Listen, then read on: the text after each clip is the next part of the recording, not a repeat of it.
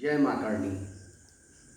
सर्वप्रथम मैं आज बिहार का एक उभरता चेहरा जो अपनी मेहनत के दम पर भारतीय फिल्म इंडस्ट्री में जगह बना रहा था, सुशांत सिंह,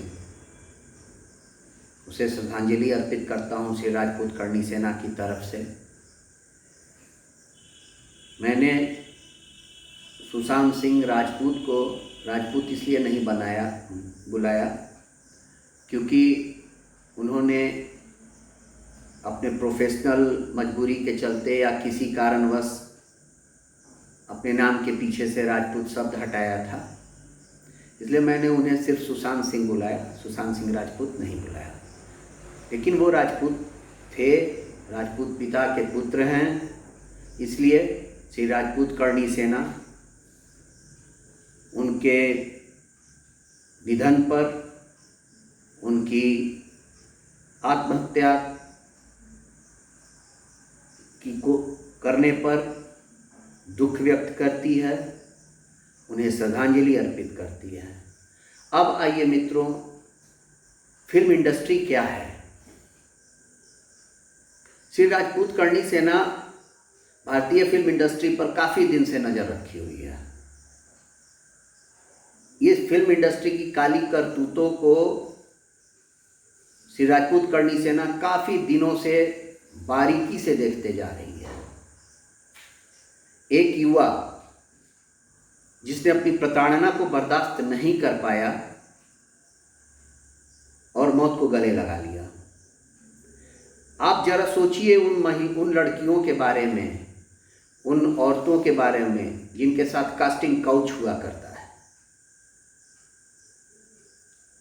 उनके साथ क्या बीतता होगा। ये कुछ लोग हैं जिनके हाथ में बंधक बना हुआ है फिल्म इंडस्ट्री। श्री राजपूत करणी सेना कभी भी बिना मतलब विरोध नहीं किए इस इंडस्ट्री का। कुछ वर्ष पहले हम लोग बहुत बारीकी से देख रहे थे, कुछ तरह ऐसी फिल्म बनाई जाती थी जिसमें आतंकवादियों को, क्रिमिनल्स को अपरोक्ष रूप से हीरो दिखाया जाता था, बाद में उसे विलेन बना दिया जाता था। तो ये चिंतन हम लोगों के मन में रहती थी कि आखिर में क्या है, क्यों ये फिल्म इंडस्ट्री में इस तरह की फिल्म बनाई जाती है और ये फिल्म चल भी जाती है। तो ये उस इंडस्ट्री के माध्यम से भारतीय जनमानस के विचारों का अध्ययन किया जाता था कि भारतीय जनमानस क्या रिएक्ट करता है। जैसे एक फिल्म आई थी इंडियंस, सनी देओल की, उसमें जो आतंकवादी था उसे बहुत ही ताकतवर दिखाया गया कि वो कुछ भी कर सकता है, बाहर जेल में रख के, बैरक जेल में, हाई सिक्योरिटी जेल में रहते हुए बहुत कुछ कर सकता है। तो इस तरह से हमेशा एक जनमानस का, भारतीय जनमानस की परीक्षा ली जाती रही इस फिल्म इंडस्ट्री के द्वारा। और ये फिल्म इंडस्ट्री में ऐसा नहीं है कि राष्ट्रवादी लोग, राष्ट्रीयवादी सोच के लोग इस इंडस्ट्री में नहीं हैं, लेकिन उनकी संख्या कम है, नगण्य है। यहाँ अधिकांशतः लोग अपने स्वार्थ, अपनी लिप्सा पूर्ति में लगे रहते हैं। ये एक ऐसी इंडस्ट्री है, यहाँ लोगों को देश से कोई मतलब नहीं है। ये तो हमारे संस्थापक माननीय लोकेन्द्र सिंह कालवी जी को भगवान लंबी आयु दे कि वो कम से कम फिल्म इंडस्ट्री में इतिहास के साथ छेड़छाड़ करने वालों को अच्छी सबक सिखाई और आगे भी अच्छी सबक सिखाई जाएगी। अगर वो भारतीय इतिहास के साथ छेड़छाड़ करेंगे, राजपूतों के इतिहास के साथ छेड़छाड़ करेंगे, राजपूत ही नहीं, किसी भी सनातन धर्म के हिंदुओं की जाति के साथ छेड़छाड़ अगर फिल्म इंडस्ट्री करेगी तो उसे उसका खामियाजा समय समय पर भुगतना पड़ेगा। मित्रों, करनी सेना हमेशा से राष्ट्र के पक्ष में प्रबल रूप से खड़ी रही है। कभी भी राष्ट्र विरोधी तत्वों के साथ करनी सेना खड़ी नहीं रही है, हमेशा राष्ट्र के लिए सोचती है। अभी तत्काल की बात बता रहा हूं। अभी गलवान घाटी में हमारे कुछ वीर सैनिक चीनी सैनिकों को मारते हुए शहीद हुए झड़प में। हमारे करनी सेना के लोग, हमारे करनी सेना के श्री राजपूत करनी सेना के नौजवानों ने मुझसे फ़ोन करके कहा कि भैया आप बात कीजिए, कालवीर साहब से कहिए, महिपाल दादा से कहिए कि बात करें वो थल सेनाध्यक्ष से जाकर कि हम लोग समय पड़ेगा तो हम लोग भी सेना को हर तरह से सहयोग देने को तैयार हैं। ये है श्री राजपूत करनी सेना। मैं हर सभी भारतीयों से, हर सभी भाइयों से ये निवेदन करता हूँ कि आप श्री राजपूत करनी सेना के पीठ पर सिर्फ खड़े रहें। राष्ट्र में हर अवरोधक, राष्ट्र का हर अवरोधक को करनी सेना हटाना जानती है। अगर राष्ट्र भारत माता के रास्ते में कहीं कोई अवरोध खड़ा होगा तो करनी सेना उसे हटाने को तत्पर खड़ी हो जाएगी। मित्रों, ये नौजवान आत्महत्या नहीं किया, इसे आत्महत्या नहीं कहा जा सकता है, क्योंकि जो नौजवान अपने दम पर खड़ा होना जानता था वो कैसे इतनी आसानी से आत्महत्या कर सकता है।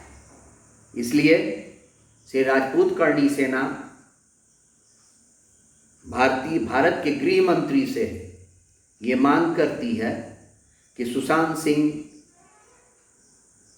की मौत की उच्च स्तरीय सीबीआई जांच कराई जाए।